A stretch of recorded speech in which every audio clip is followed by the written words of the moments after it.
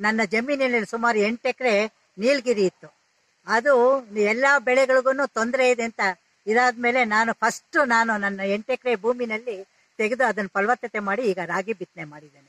ಅದೇ ರೀತಿ ಎಲ್ಲ ರೈತರು ಸಹಕರಿಸಬೇಕು. ಕೆಲವರು ಏನ್ ಹೇಳ್ತಾ ಇದ್ದಾರೆ ಅಂದ್ರೆ, ಸರ್ಕಾರ ಇರೋ ಭೂಮಿನಲ್ಲಿ ಫಸ್ಟ್ ಅರಣ್ಯ ಇದ್ರಲ್ಲೆಲ್ಲ ತೆಗಿಲಿ, ನಾವು ತೆಗಿತೀವಿ ಅಂತ. ಆ ತರ ಒಂದು ಮನೋಭಾವ ರೈತರು ಇಟ್ಕೊಳ್ಬಾರ್ದು. ನಾವು ಮುಂದೆ ಬಂದು ಮಾರ್ಗದರ್ಶನ ಕೊಡ್ಬೇಕು, ಬೇರೆಯವ್ರಿಗೆ ನಾವು ತಿಳುವಳಿಕೆ ಕೊಡ್ಬೇಕು. ಈ ರೀತಿ ಮಾಡಿದ್ರೆ ಮಹಿಳೆಯರು ಮುಂದೆ ಬರಬೇಕು. ಎಲ್ಲಾ ಸಹಕಾರಿ ಕ್ಷೇತ್ರದಲ್ಲೂ ಮಹಿಳೆಯರ ಪಾತ್ರ ಹೆಚ್ಚಿಗೆ ಇರಬೇಕು. ಆಗ ಮಾತ್ರ ದೇಶದ ಅಭಿವೃದ್ಧಿ ಅಂತ ಅನ್ಕೊಳ್ತೀನಿ. ಈ ತಳಿ GP28 ಅಂತ ರಾಗಿ ತಳಿ. ಇದು ಬೀಜ ನಿಗಮದಿಂದ ಬೀಜೋತ್ಪಾದನೆ ಮಾಡಿರೋದ್ರಿಂದ ತಂದು ಇದು ನಾಟಿ ಮಾಡಿರೋದು. ಇದು ಒಳ್ಳೆ ಇಳುವರಿ ಬರುತ್ತೆ. ಬೇರೆ ರಾಗಿ ಮಿಕ್ಸ್ ಇಲ್ಲ, ಇದು ಪ್ಯೂರ್ ಇದು.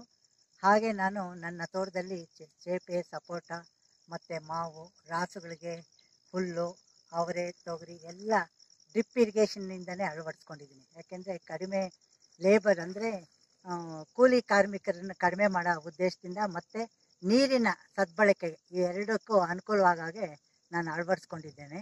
2-3 ವರ್ಷ ಕಲ್ಲಂಗಡಿ ಬೆಳೆಯನ್ನು ಬೆಳೆದಿದ್ದೆ. ಇದನ್ನು ನಾನೇ ಟ್ರಾನ್ಸ್ಪೋರ್ಟೇಷನ್ ಅಂದರೆ ನೈಟೆಲ್ಲ ಹೋಗಿ ಅಲ್ಲಿ ಮಾರಾಟ ಮಾಡಿ ಬಂದಿದ್ದೇನೆ. ಆ ರೀತಿ ಮಹಿಳೆಯರು ಧೈರ್ಯ ತಗೊಂಡು ಮುಂದೆ ಬಂದರೆ ಎಲ್ಲ ರೀತಿಯಲ್ಲೂ ಸಂಸಾರದ ನಿರ್ವಹಣೆ ಮತ್ತು ಆರ್ಥಿಕ ಪರಿಸ್ಥಿತಿಯನ್ನು ಸುಧಾರಿಸಲು ಅನುಕೂಲ ಆಗುತ್ತೆ. ಸಹಕಾರಿ ಕ್ಷೇತ್ರದಲ್ಲಿ ಮಹಿಳೆಯರನ್ನ ಅವಕಾಶ ಜಾಸ್ತಿ ಕೊಡಬೇಕು ಅಳವಡಿಸ್ಕೊಳ್ಳೋಕ್ಕೆ. ಯಾಕೆಂದರೆ ಇಲ್ಲಿ ರಾಜಕೀಯ ಪ್ರವೇಶ ಜಾಸ್ತಿ ಇದೆ. ಅದನ್ನು ಸಹಕಾರಿ ಕ್ಷೇತ್ರದಲ್ಲಿ ತರದೆ ಮಹಿಳೆಯರಿಗೆ ಹೆಚ್ಚಿನ ಆದ್ಯತೆ ಕೊಡೋ ಅನ್ನೋದೇ ನನ್ನ ಉದ್ದೇಶ. ಹಾಗಾಗಿ ನಾನು ಮಹಿಳೆಯರಿಗೋಸ್ಕರ ನನ್ನ ಜೀವನವನ್ನೆಲ್ಲ ಮುಡುಪಾಗಿಟ್ಟಿದ್ದೇನೆ. ನನಗೆ ಈ ಹಳ್ಳಿ ಜೀವನ ಅಂದರೆ ಗ್ರಾಮದಲ್ಲಿ ವಾಸವಾಗಿರೋದು ಭಾರಿ ತೃಪ್ತಿ ಕೊಡ್ತಾ ಇದೆ. ಏನಂದರೆ ಎನ್ವೈರ್ನ್ಮೆಂಟ್ ಅಂದರೆ ಪರಿಸರ, ಮತ್ತು ಇಲ್ಲಿ ಒಂಥರ ಹಸಿರಿನಲ್ಲಿ ಓಡಾಡಿದ್ರೆ ಮನುಷ್ಯನಿಗೆ ಒಂದು ತೃಪ್ತಿ ಕೊಡುತ್ತೆ. ಅದೇ ಟೌನ್ನಲ್ಲಿದ್ದರೆ, ಗ್ರಾಮಾಂತರ ಬಿಟ್ಟು ಹೋದವ್ರಿಗೆಲ್ಲ ನನ್ನದೊಂದು ಸಲಹೆ ಏನಂದರೆ, ಆದಷ್ಟು ನಿಮ್ಮ ಭೂಮಿನಲ್ಲೇ ಏನಿದೆಯೋ ರೈತರ ಜಮೀನಿನಲ್ಲೇ ಸೆಟ್ಲಾಗಿ ಇದು ಜಮೀನಿನ ಫಲವತ್ತತೆ ಮತ್ತು ಇದನ್ನು ಕಾಪಾಡ್ಕೊಳ್ಳಿ ಅಂತ ಹೇಳ್ತೀನಿ. ನಾನು ಯಾರಿಗೂ ಈ ಲೀಸ್ಗಾಗಲಿ ಇದಕ್ಕಾಗಲಿ ಕೆಲವರು ಮಾಡಲಾರ್ದೆ ಕೊಡ್ತಾರೆ.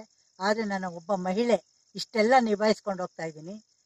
ಎಲ್ಲ ಅಷ್ಟೇ, ನಾನು ಏನು ಬೇಕಾದರೂ ಸ್ವತಃ ನಾನೇ ಹೋಗಿ ಏನು ಬೇಕಾದ ಸಾಮಗ್ರಿಗಳನ್ನು ತಗೊಂಬಂದು ಅಳವಡಿಸ್ಕೊಂಡು ನನ್ನ ಒಂದು ಒಳ್ಳೆಯ ಜೀವನವನ್ನು ನಡೆಸ್ತಾ ಇದ್ದೇನೆ.